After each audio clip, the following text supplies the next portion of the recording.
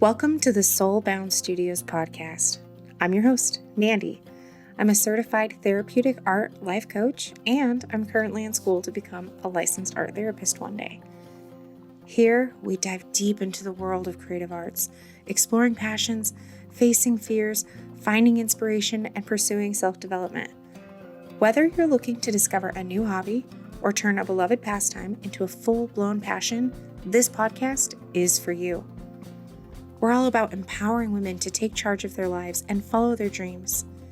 Join us every single Sunday for a new episode, and be sure to connect with our incredible community of like-minded women.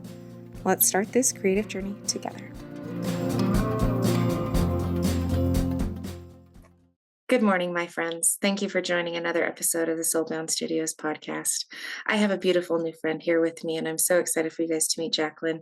She is a breathwork coach, and she is going to talk to us about life, activation, and finding your divinity within.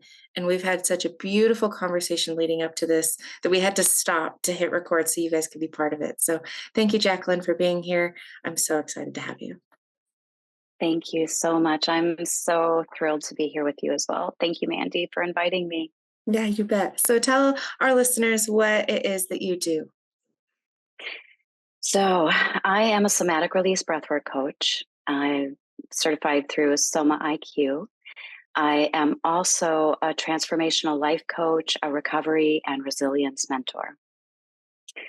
So how that works out is the somatic release breathwork is helping you to get back in your body, because so often in life we've been traumatized, we've been living out of survival mode, and we tend to disconnect from our body, from our heart, and we get really stuck in our head. And a lot of times what happens is the anxiety that or depression that's coming through is often a reliving of past experience that keeps us ruminating and keeps us trapped in old feelings. And a lot of times we're even suppressing, even feeling the feeling. And so we fall into distraction patterns, that could look like addiction. And it's an opportunity to find what it is you've been holding yourself back from feeling, because you do need to feel it in order to heal it. And like the old saying goes, hurt people, but healed people. My mission is to help people come home to their heart so that they can feel that gift of presence and love within.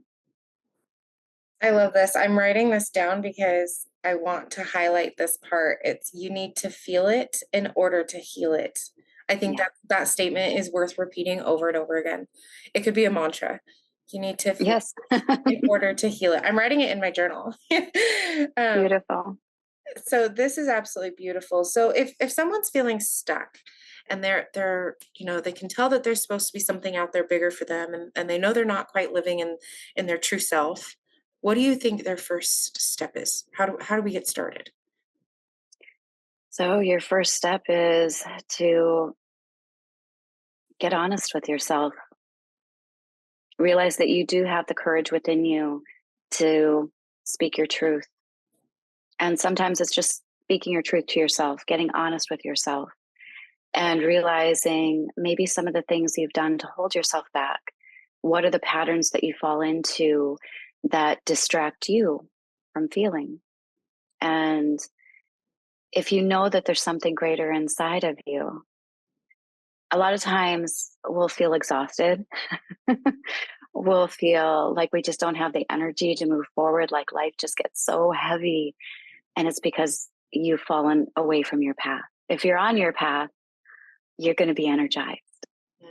And the way to get energized is to start doing the little things that start cultivating joy inside of yourself, so that you can get you back to you, to your heart, and to loving yourself. There's one thing that I've done in the past, and it's called the Raw, Real, Naked Challenge. Ooh, and Raw, Real, Naked Challenge. That sounds like a party. Okay, let's hear it. It is. It's a party of one. Good.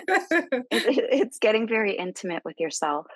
And it starts out by because a lot of us get into these self-deprecating patterns where, it's really hard to love yourself. And I'm actually working on a book right now that helps us to recover the truth of ourselves and what that looks like.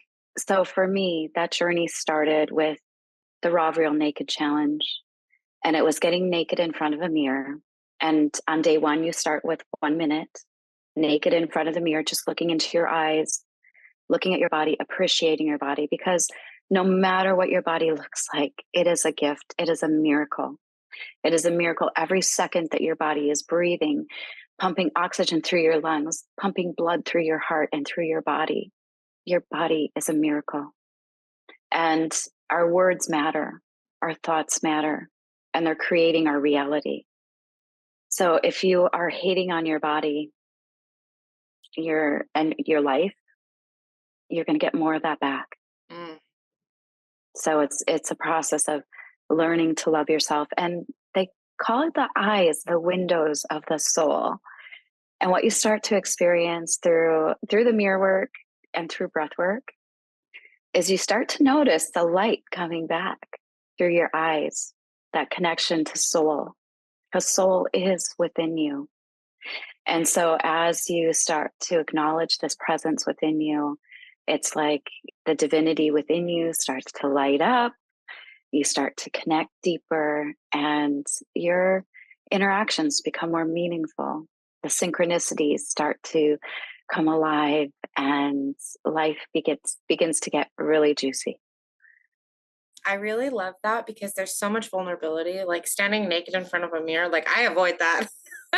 So I think that's something that I could probably work on and I was listening to this book, and she was saying it's We Should All Be Millionaires by Rachel Rogers.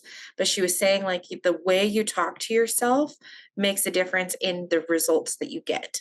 And if you use the word but, like I want to be beautiful and attractive, but I weigh over 200 pounds, or I want to be this, but if you change that word to and you say, I want to be beautiful and feel confident, and I weigh over 200 pounds.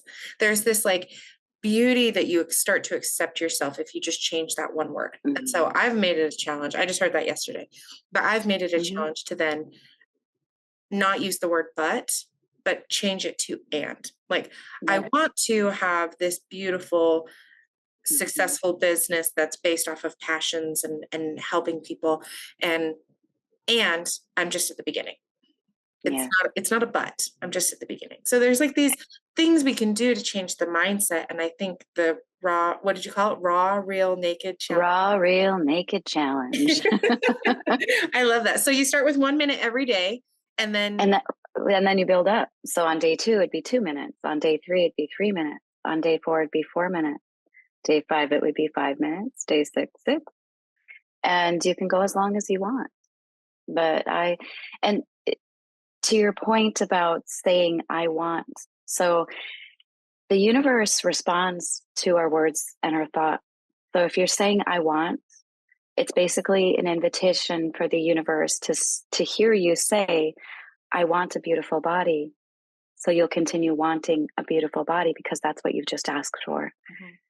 And I love the and, but how can you shift it and say, I love the gift of this body. And currently I weigh 200 pounds, because accepting and validating yourself wherever you are in this moment. And I know that I am a gift. This body is a gift. It's a miracle. This body is a miracle. And I weigh 200 pounds. There's nothing wrong with weighing 200 pounds or 300 pounds, because in the work of recovering from trauma and healing ourselves, what you come to understand is we build armor around ourselves. When we've been traumatized and we're living from survival mode, many times we put that weight on to try to avoid being seen, to try to protect us, to protect our heart from being hurt again. And so when you can start to acknowledge some of the pain and acknowledge the miracle and gift of the body, you can actually start to notice that as you love yourself, as you approve and validate of yourself, the weight, and just say, I am the perfect weight for me in this moment. Those inches and those pounds will start to melt off, especially if you're looking at yourself in the mirror and you're acknowledging the gift of you and loving yourself wherever you're at in the moment. And I know sometimes that's hard, which is why I'm writing the book, is to try to help people through that. Because I know sometimes there is a hurdle there. And we get to give that to ourselves. It's, I believe, one of the greatest purposes that we have in this world is to learn to love ourselves. I love this so, so, so much because there's so much like positivity. And I think that we get caught up in, oh, I'm not pretty enough, or oh, I'm not good enough, or oh, I'm not clean enough, or I'm not, whatever it is that you think you're not enough of. Like that narrative is, it might be something that society puts on us, but we have the choice to, swat it away with a bat. We don't have to absorb it. But it's taken me a long time to get myself out of that narrative of negative and start moving a little bit more into positive. And I can see that it's a continual line of work, because once you unpack one thing, then the next thing will come up, and then the next thing will come up. And it's this beautiful, like, continual self-improvement that if you start to speak well about one thing, the next good things will start coming to you too. And if you start to put good energy into something that you love. So right now I'm doing the Soul 365 challenge is what I call it. It's something that I did just for me because I had been writing in my journal. I have this journal that I write in, and it's at the beginning, you write 5 things you're grateful for. And then at the end, you write 10 dreams you made happen. And you write these dreams as if you already achieved them. So like, beautiful. I've paid off all of my debt, or I own my own home, or I've lost all this weight. Or for me, what I kept writing was I paint every day. And I'd been writing it for so long. And then I realized, like, why can't I make that my reality now? That's not like this big, like 20-year goal. That's something I can do right now.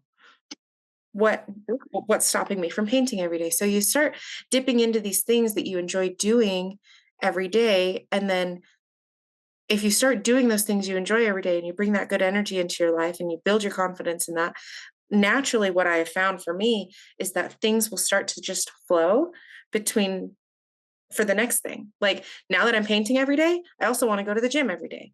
I also want to do all these things every day. And I'm spending less time on social media and more time in doing the things that I love because I challenged myself just a little bit. Beautiful. It is amazing once we start challenging ourselves and once we start choosing those actions, like the painting every day. So when you say writing the 10 dreams down as if it's already happened, I call that my life activation. Okay, good. This leads us into that part. Good. Yeah. And so it's so juicy because you are activating a part of yourself. It's like you're connecting with your higher self, like the higher vision of yourself that already knows the truth of you. And it's helping to bring these downloads and insights in of how to activate this presence of the ways of being that you get to show up. And then a couple other things. I had to write a couple notes because we were moving so fast, and I was like, oh, I want to touch on this and this and this. So one thing I want to touch on is, so it's like there's this experience of darkness when you have those ruminating thoughts, or you get trapped in those old feelings of wanting to ruminate on the self-hatred, because it is a process to come back home to your heart. And so I worked in recovery, and during my time managing a sober living home for young women battling addiction, what I came to realize is I always looked at the collective of energy that we are all in, and how, when one feels, it's like we have the capacity to all tune in to all these different emotions, feelings, experiences. And what I would find is the darkness. There was like a collective darkness and a collective light. So if you imagine the old cartoons where you have the angel on one shoulder and the devil on the other shoulder, and you have that little devil, and it's like that collective darkness just has a hold on you. It knows your survival patterns. It knows what you've done in the past to live inside of your comfort zone. And so it will pull you back in. And it can mean life or death for some people, which is a scary state of life to be in. And in the world that we're living in right now, it is crazy because we have so much that is so easily accessed that could wipe us out in an instant. And there's many people that are choosing that. I was just talking with my cousin over the weekend. She was working in the ICU. She goes, people are dying to get out of here. And it's true. Like sometimes life gets so heavy and so dark that it can almost seem like a relief to choose out. And I want to inspire people to know that even if the darkness has a hold of you, the light, the collective light is standing with you. Like right now, the collective light is right in front of you. And the light is saying, I'm right here with you. But you just have to have the courage to choose me. And I will walk with you. I will stand with you. I am standing unwavering in love with you. But you have to choose me. I'm getting emotional because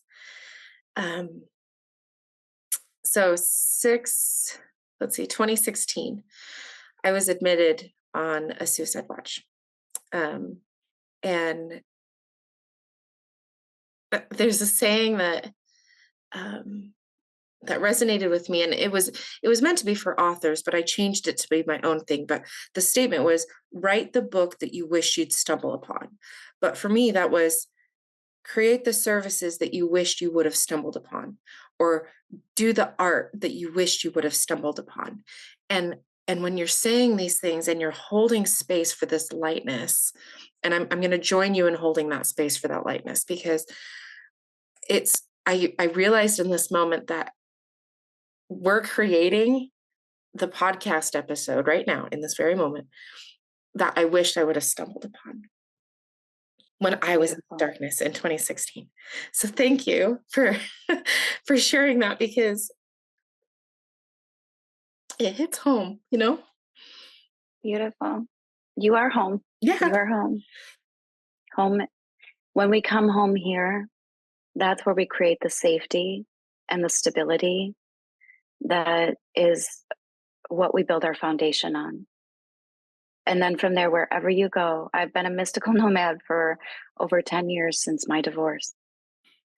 And when you create the stability here of home, you can know it wherever you go, whether you're walking down the street, whether you're camping in nature, whatever life is throwing your way right in this moment, whether you're living in your car,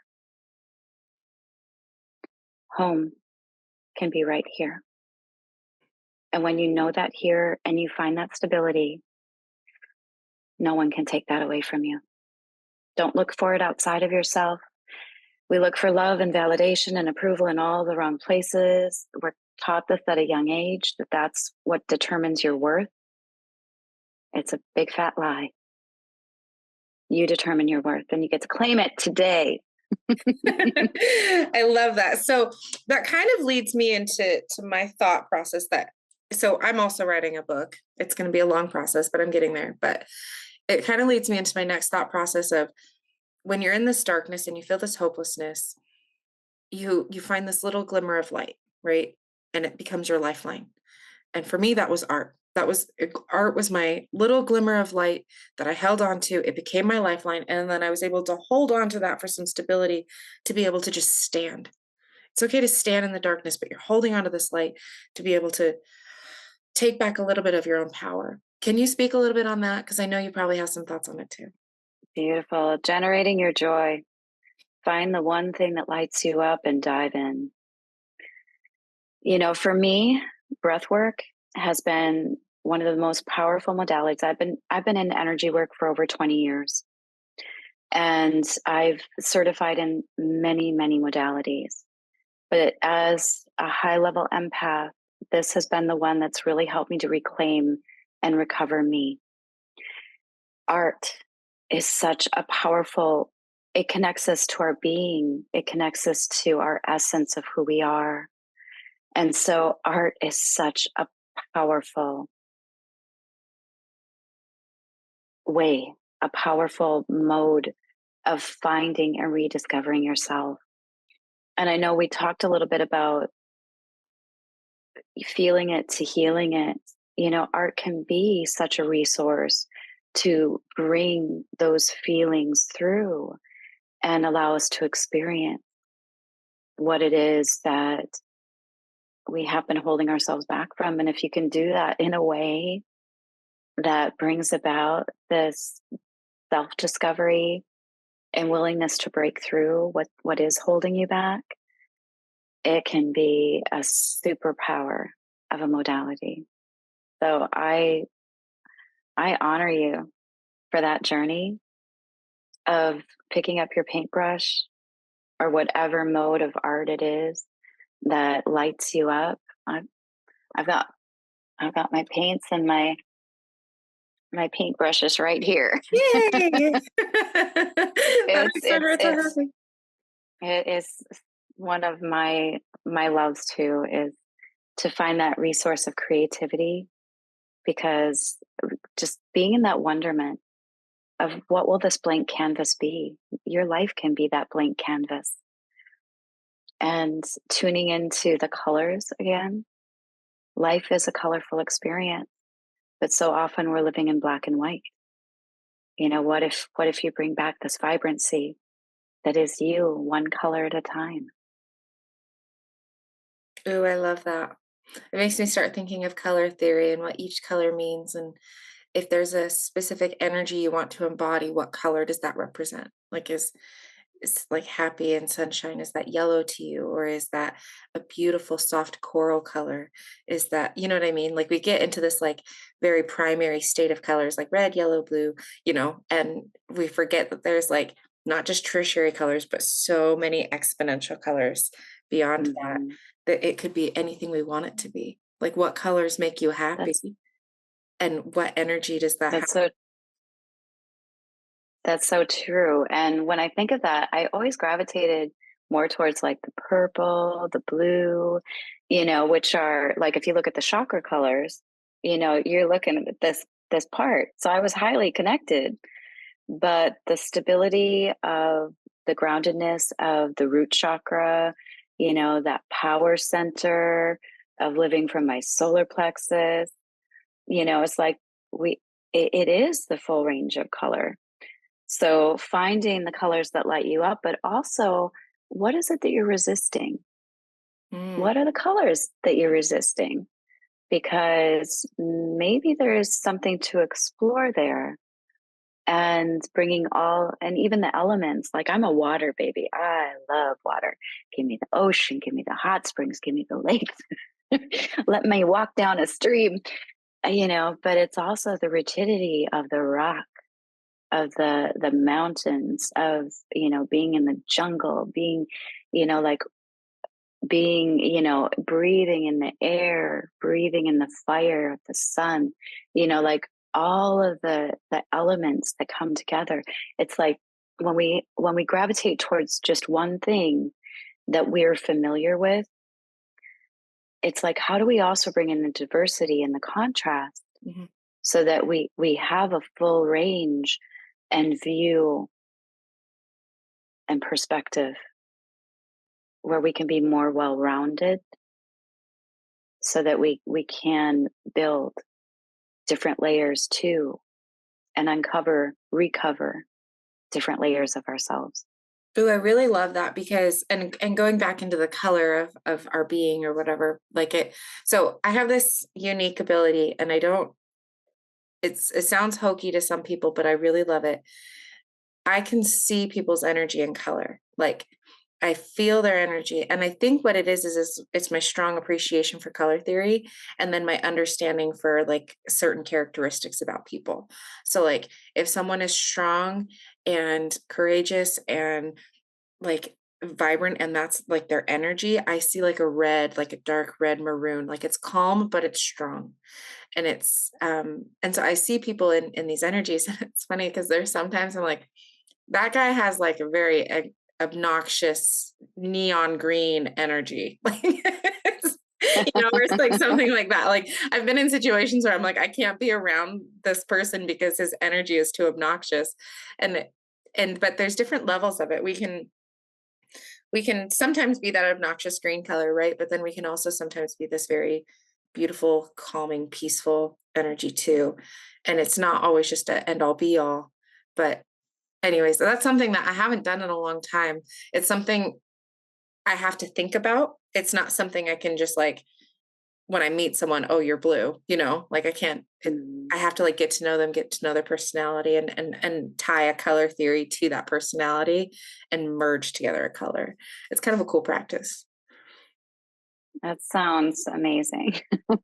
Can you see a color on me? Not yet, but I think once I get to know you more, I'll be able to like, so I usually what I do is I'll take notes like this person's very peaceful, this person's very kind and Mm. warm. And then I start to take, well, what color does peaceful mean and what color does warm mean? And then I kind of look to see the Yeah, commonalities. And it's usually like a journaling prompt for me to get to know someone better. that's And beautiful. so yeah, so people will ask me that, like, what color am I? I'm like, I don't know. I have to like I have to like stop and journal it and like these are the characteristics I see about someone. And it's kind of a fun, I might be able to like turn it into a quiz of sorts to see Ooh, because or something because it's a unique thing that I have that I can do that I haven't talked about or I haven't shared with a lot of people. And it's been a while since I've actually done I'll call it a mm, reading, I guess a color reading on people, but it's kind of fun. that is fun. I think that would be beautiful. Yes, It and gives what me a lots of resource it ideas. would be for people. Yeah, it gives me lots of ideas. So Yeah, it's fun. fantastic.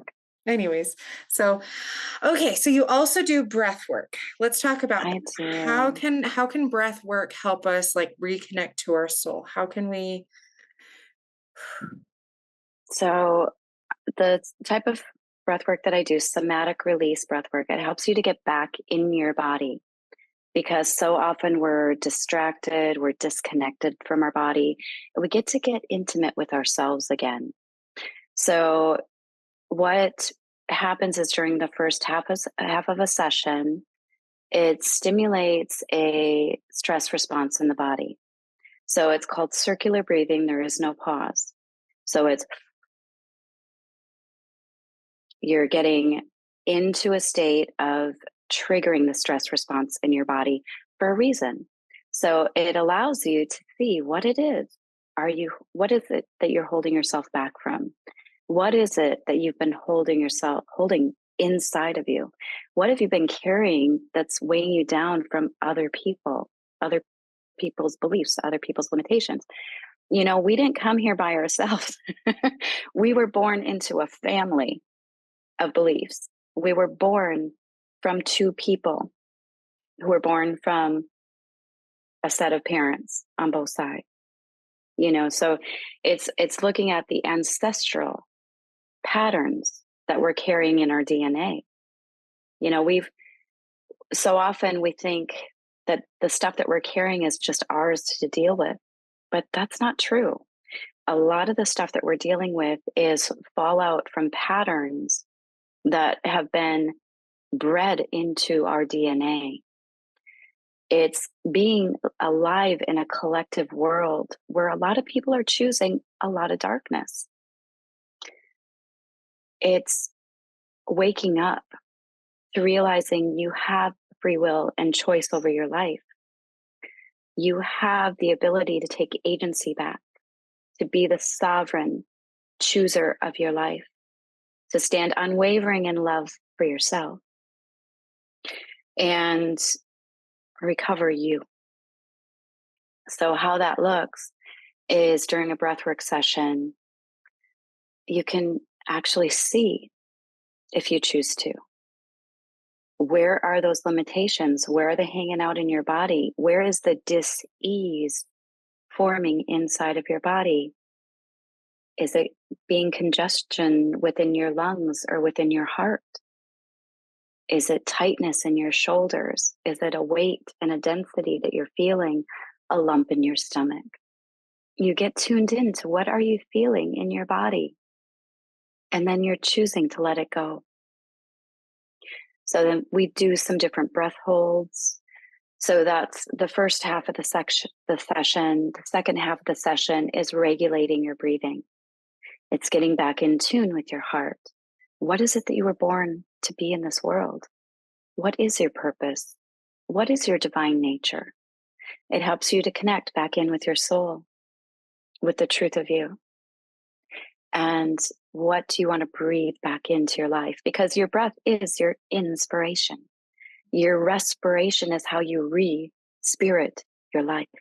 And that's why I love breath work. It's helped me to get back to me. And it's when I have shared breath work, it's what I've had the raving reviews. If you go to my webpage, which I talk, the first main webpage is about going through the dark night of the soul, because there's a lot of people that are awakening in the world today. And it doesn't have to be this dense, dark process where you feel alone. There are a lot of people that are here to support you in that journey. And I could be one of those people, but if I don't resonate with you, there are many, many, many people that have walked this path, that are standing here waiting, holding the space for you. Because this world, everything is 99% space. You look at you look at me, and you say, how can that be true?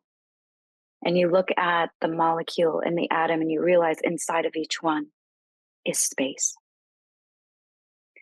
We are living in a vast resource of space, which is why your thoughts and your words actually create matter. It's how what we become shows up. And it shows up first in what we're expressing. And through breath work, it can be a very cathartic process. We can express a lot of what we've been holding back. And that's what helps us get back to have the courage to speak our truth and be true to ourselves. I really, really, really love this work because it's something that I do without even thinking about it. But I think that there's power in having a guide help you through it, because there's more than just like going and sitting outside and just breathing. Because I do that like every morning. I'll go sit outside on my porch and I'll just. And then one of my favorite things to do is like lay down in the grass and just let the energy of the earth, like I imagine the energy of the earth is like pulling out all of my stressors and taking it into the earth and letting the earth absorb it, so I don't have to carry it anymore. It's like this like breathing meditative energy state that I get into. And so I do this breath work with it, but not in like that quick, the way you were breathing was like quick, like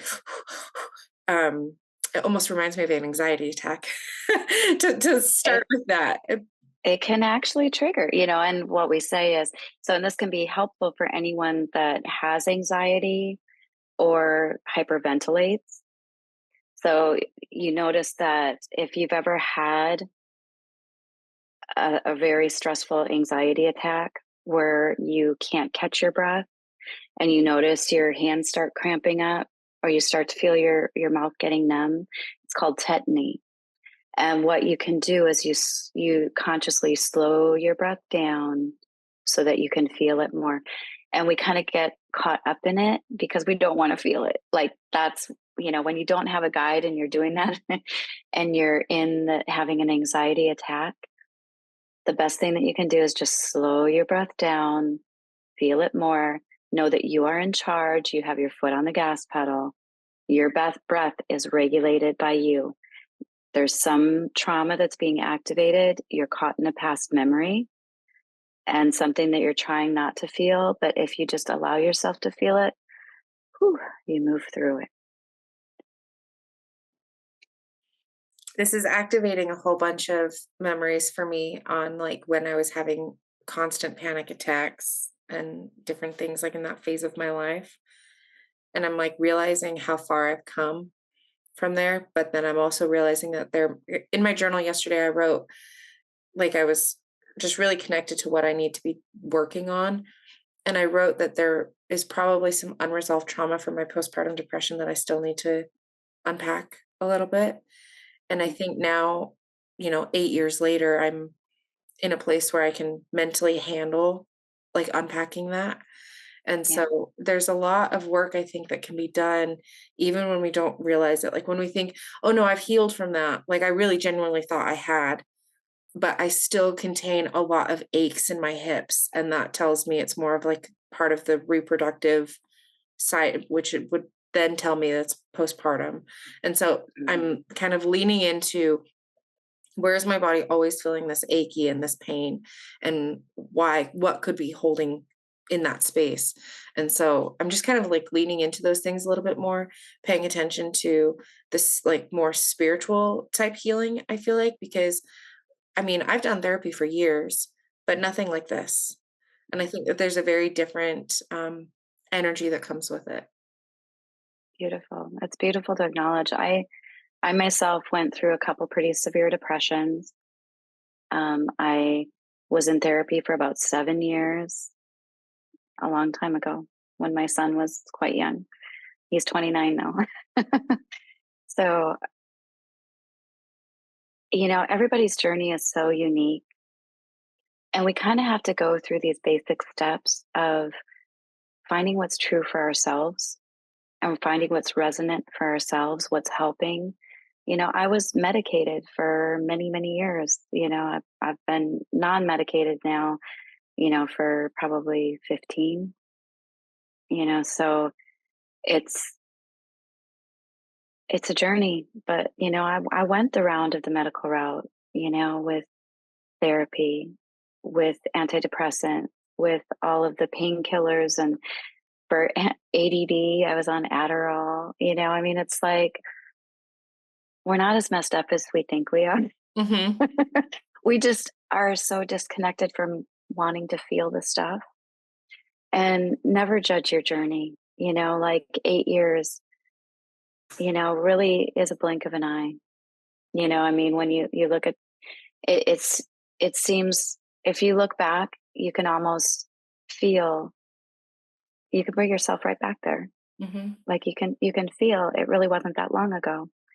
And we have to be really conscious of how often are we connecting into those past memories, because life is now. Hmm. And now is new in every breath, in every moment. Now is new. Life is new.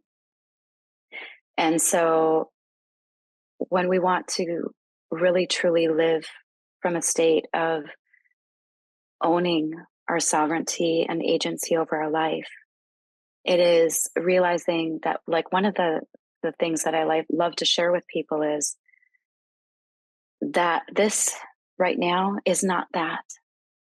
This is not that. This is not that. Now is new. Life is new right in this breath. Now is new. I'm Now is like new. taking all sorts of notes in my journal with you, my friend, Yeah. because And now is new. That is beautiful. now is new. And I have to say that was from one of my fellow coaches, Teresa, Mhm. that stated that, because, that is something that I will always remember. When she said it, it just, bam, it hit me just like it just hit you. Now is new. Yeah. And I So, really love that too, because I've been working on my mindset around like my beliefs of whether or not I can work for myself and, maintain it. If it's something that I can actually do. It's been this like, I've been in marketing for 7 years and I've always helped other people grow their businesses, but I've never had the belief that maybe I could do my own. And even when I tried to do it, I didn't feel like it was successful and I quit. And I think I quit too soon. And I started working for other people. And then that was toxic and that was awful. And then, so this year has been a really big transformation for me. But I'm realizing that I cannot put the limiting beliefs on anything that was happening in the past. I have to step forward into this new phase of life and acknowledge how much I've learned and bring that in with me just a little bit to where I can just bring the good stuff in, leave the bad stuff back, the mindsets back, but bring that in with me so I can move forward in a way that I feel confident in what I'm doing. And that goes with anything. I think that could be in the way that we parent. It could be in the way that we interact with our friends. It could be in the way that we pursue our hobbies. It could be anything that we want. We have to take our limiting belief mindsets of the way we were in the past, or I'm not consistent enough, or I'm not good at this, or I'm not, who cares? Now is new. What are you now? We're trying. Like, I'm not a perfect mom, but I'm a trying mom. You are in the process of discovering the perfect way to parent for you. You are standing unwavering in love for your kiddos, which makes you the perfect mom for your kiddos. So try is another one of those words that can get us stuck energetically. Ooh, okay. So I want to empower you. Okay, I like it. To own now is new and say, right now, I'm doing the very best that I know how to do. And I'm showing up the best that I can in this moment. And as long as you're doing that, you're knocking it out of the park. Oh, I just love you. I just love you. This is absolutely beautiful. This is absolutely beautiful. Yeah. I feel that this was like the most beautiful conversation. And it was probably exactly what I needed 8 years ago, 9 years ago. But I think that it's also what I needed now. So thank you so much for being here. If people could wanted to work with you, or if they want to get in touch with you, how can they do so? Well, I'm going to leave you my link to give to your followers for the free breathwork session. Oh, great. And my website is vibrationalenergysolutions.com. Okay. So I'll put a link to that in the show notes, and they can send it to you, and we'll work out something so that you know that they came from this podcast episode. So that will be fantastic. I am so honored to be here with you, Mandi. You are a light in our world. I'm so glad that you made it through 8 years ago, or however many years ago the journey started, where it was difficult and you had to make powerful choices, because your light in this world matters, just like the light that you're shining. You're being a beacon for others right now so they can find their way home to themselves. Everything is in divine timing. And I'm grateful for you in this moment. I'm very grateful for you. Thank you. Oh my goodness, my heart is so full. Thank you so much for being here. You are very welcome. Have a beautiful, blessed day. You too.